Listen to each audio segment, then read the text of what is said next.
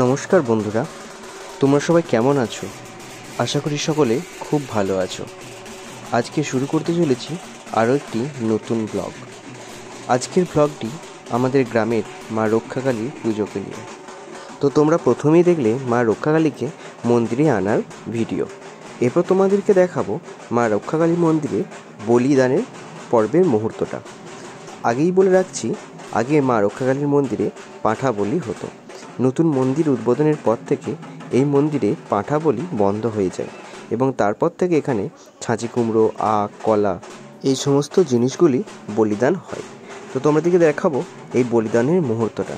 দেখতেই পারছো বলিদানের জন্য বিশেষ প্রস্তুতি চলছে এবং এখানে আমাদের মায়ের প্রতিমা আছে। দেখতে পারছো মায়ের মন্দিরের নতুন ভিতরের গর্ভগৃহটা এবং দেখতেই পারছো তোমরা প্রচুর এখানে পুজো এসেছে। দেখতে পারছো পুরো মন্দির চত্বর ভর্তি হয়ে গেছে এবং এত থালা পুজো এসেছে যে একটার পর একটাকে সাজিয়ে রাখতে হয়েছে। তো দেখে নাও মায়ের মূর্তিটাকে। মায়ের মূর্তি তো আমাদের অসাধারণ হয় এবং এখানকার মধ্যে সবচেয়ে মায়ের এই মুখটি একদম আলাদা প্রকৃতির হয়ে থাকে। মা তো পুরো ফুলের সাজে সজ্জিত হয়ে গেছে। তো দেখাচ্ছি তোমাদেরকে, পুরো ভিডিওটা দেখতে থাকো। আর এই পূজাটি হয়ে থাকে বাঁকুড়া জেলার ইন্দাস ব্লকের শাসপুর অঞ্চলের অন্তর্গত আমাদের ডোঙ্গালন গ্রামে। তো এখানে এই পূজাটি বছরের দুবার হয়ে থাকে, অর্থাৎ যে দুর্গাপুজোর পর যে কালী পূজা হয় সেই সময় মায়ের একবার প্রতিমা পুজো হয়ে থাকে, আর এই চৈত্র বৈশাখ মাসের পূর্ণিমাতে একবার মায়ের প্রতিমা পুজো হয়ে থাকে। কার্তিক মাসের দিকে অর্থাৎ দুর্গাপুজোর সময়ে যে পূজাটি হয় তখন 3 থেকে 4 দিনের মধ্যে পূজা হয়। আর এখন যে পূজাটি হয় অর্থাৎ একদিনে পূজা হয়, অর্থাৎ সকালে প্রতিমাকে এনে পূজা করে ওই রাত্রিতে বিসর্জন। এইভাবে এই মায়ের প্রতিমা পুজো দুবার বছরে হয়ে থাকে। কথিত আছে আগেকার দিনে যখন মহামারী খুব ভীষণভাবে ছড়িয়ে পড়তো এবং তার থেকে বাঁচার জন্য গ্রামের মানুষরা এই মা রক্ষাকালীর পূজা করে থাকতো। সেই রোগের হাত থেকে বাঁচার জন্য মায়ের কাছে আকুলভাবে প্রার্থনা করত। সেই থেকেই প্রতিমা পুজো দুবার হয়ে আসে। তাই রক্ষাকালী পূজা বিভিন্ন গ্রামেই হয়ে থাকে। ওই জন্যই হয়তো নাম রক্ষাকালী, অর্থাৎ ভক্তগণকে রক্ষা করবেন মা। সেই বিশ্বাস থেকেই এখনও পুজো হয়ে আসছে। দেখতেই পাচ্ছেন এখন চলছে বলিদান পর্ব।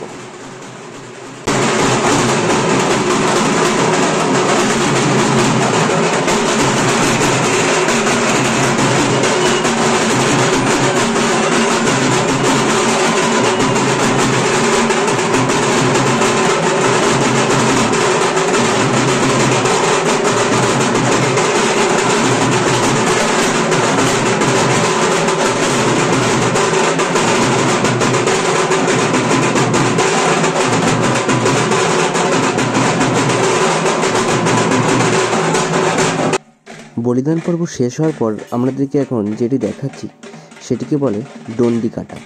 অর্থাৎ মায়ের কাছে যাদের মানসিক থাকে এবং যাদের মানসিক পূরণ হয় তারা বিভিন্নভাবে সেই মানসিক পূরণ করে থাকেন। এনাদেরও হয়তো মনোবাঞ্ছা পূর্ণ হয়েছে, তাই এনারা পুকুরে স্নান করে পুকুর থেকে মায়ের মন্দির পর্যন্ত সারা রাস্তা এইভাবে মানসিক পূরণ করতে থাকেন। আগেকার দিনে মায়ের মন্দিরটি ছিল মূলত তাল পাতা দিয়ে ঘেরা, অর্থাৎ মায়ের মন্দির বলতে কিছু ছিল না কোনো মন্দিরের ছাউনি, চারদিকটা ছিল তাল পাতা দিয়ে ঘেরা। তারপর মায়ের মন্দিরটি হয় কোনো রকমে মাটির তৈরি, অর্থাৎ মাটির তৈরি এবং এজবেস্টারের ছাউনি। সেই মন্দির দীর্ঘক্রমে জরাজীর্ণ হয়ে পড়ে। উপদ্রব বাড়ে সাপের, বৃষ্টি হলে মায়ের মন্দিরে ঢুকে যায় জল। এমতো অবস্থায় গ্রামের কয়েকজন মানুষের মাথায় আসে যে মা রক্ষাকালীর একটা মন্দির তৈরি করতে হবে। যেমন ভাবনা তেমনি ফল। তাদের মাথায় আসা মাত্রই তারা গ্রামের সকল মানুষকে নিয়ে একটা মিটিং ডেকে ফেলে এবং সেখানে বিভিন্ন মানুষের আগ্রহ দেখে আমরাও খুব উৎসাহিত হয়। গ্রামের সমস্ত মানুষরা তাদের সাধ্যমতো অর্থ বিনিয়োগে উৎসাহিত হয়।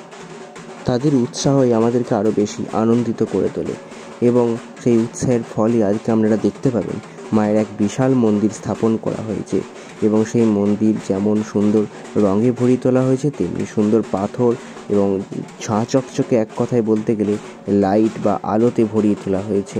সেই মন্দির আপনারা দেখতেই পাবেন। আপনারাও চাইলে এখনও সাহায্য করতে পারেন। তো কথা বলতে বলতে দেখতেই পেলেন ওনারাও গন্ডি কেটে মায়ের মন্দিরে চলে এসেছে। এরপর হবে ধুনা পোড়ানো। ধুনো পোড়ানো অর্থাৎ একটা সরাতে বিভিন্নভাবে আখের ছিবড়ে এবং ধুনো পোড়ানো হবে, সেটা কখনো বুকে নিয়ে কখনো মাথায় নিয়ে। তো দেখতেই পাচ্ছেন এরা সকলে ধুনা পোড়াবে। তো চলুন আপনারাও দেখে নিন।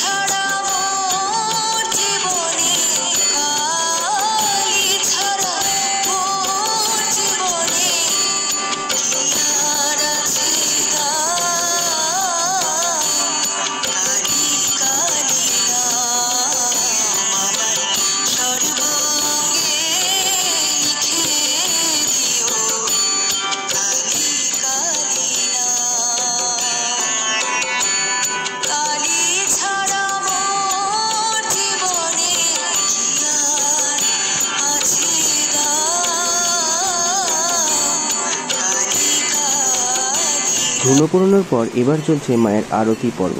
দেখতেই পারছেন ঢাক, তাসাবাটি, ঘণ্টা, কাঁসর ইত্যাদির সহযোগে জোর কদমে চলছে মায়ের আরতি।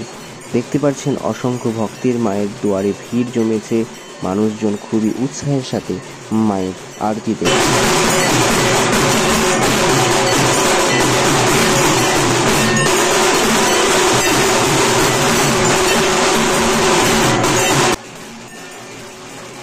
আপনারাও দেখুন মায়ের আরতির পর্ব।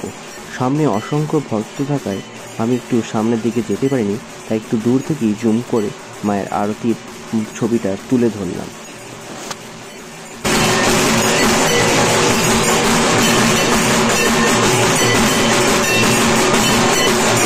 এরপর আমাদেরকে দেখাবো মায়ের বিসর্জনের পর্ব।